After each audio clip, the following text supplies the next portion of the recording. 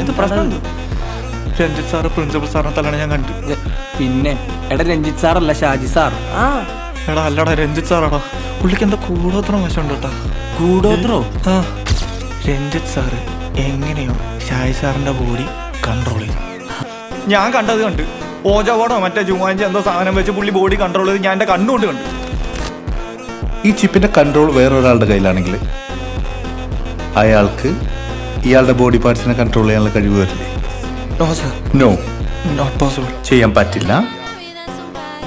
ഉറപ്പാ?